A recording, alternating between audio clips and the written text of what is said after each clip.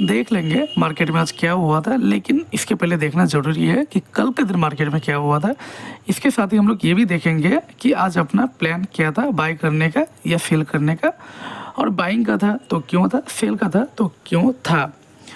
तो चलेंगे हम लोग कल के चार्ट में, और कल के चार्ट में जैसे कि हम देख सकते हैं कि बैंक निफ्टी में नियर अबाउट 1000 पॉइंट्स का गैप अप ओपन हुआ मार्केट, और इसके बाद मार्केट ने एक अच्छा बुलिश मूवमेंट दिया, जो कि साल में 2 से 3 दिन ही इस तरह का मूवमेंट दिखता है निफ्टी और बैंक निफ्टी में।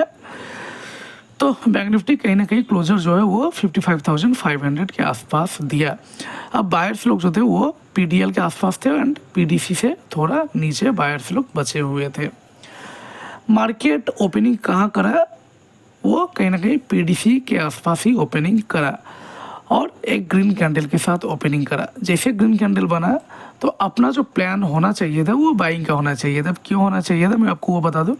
मार्केट जैसे ही यहाँ पर ओपन हुआ 55,200 के आसपास, तो ये बायर्स जो है वो ऑटोमेटिकली निकल चुके होंगे, ठीक है।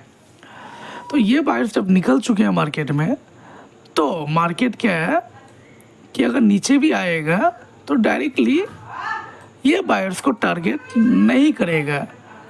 मार्केट फिर क्या करेगा, मार्केट अगर नीचे भी आता है तो थोड़ा एक बार तो ऊपर जाएगा, और जाने के बाद अगर नीचे गिरना होगा तो नीचे गिरेगा और फिर ये बायर्स को टारगेट करेगा। लेकिन एक बार मार्केट को ऊपर जाना ही चाहिए था, ठीक है। सो अपना यहाँ कोई सेल करने का प्लान नहीं था ये सब जगह में। तो फिर अपना प्लान क्या था, अपना प्लान था मार्केट के साथ चलने का, मतलब कि बाय करने का। अब बाइंग होता कहाँ पर, ये देखने वाली बात है। चलिए, ये काफ़ी इंपॉर्टेंट चीज़ है कि बाई कहाँ पर होता है। तो देखिए, बाई होने का तो यहाँ पर भी हो सकता था। देखिए यहाँ पे स्विंग लो जो है वो टूट चुका है, और टूटने के बाद 925 के ग्रीन कैंडल में आपका बाइंग होता, लेकिन यहाँ बाइंग करने में आपका स्टॉप लॉस हिट हो गया होता, ठीक है।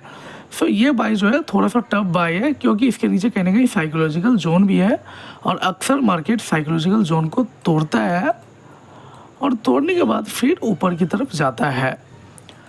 तो थोड़ा सा ये टफ ट्रेड था। बाइंग का जो एक अच्छा सेटअप बन सकता था, मैं आपको वो बता दूं, वो कुछ इस तरह से होता है कि यहाँ से आप फिबोनाची टूल का यूज़ करते और 61% जब आता मार्केट तो फिर आपका बाइंग होता। बाइंग आपका कहीं ना कहीं 1032 के ग्रीन कैंडल में होता है, ठीक है। हालांकि अपना प्रैक्टिस ये होता है कि मार्केट एक बार 61% को टच करे और फिर ग्रीन कैंडल बने तो हम लोग बाय करते हैं।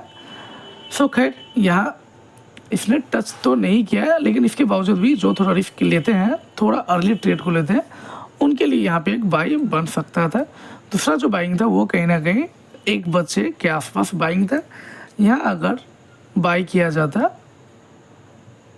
तो मार्केट आपको 70-80 पॉइंट देता, और देने के बाद फिर मार्केट वहीं रह गया। इसने ना ही आपको प्रॉफिट दिया और ना ही लॉस दिया हुआ है।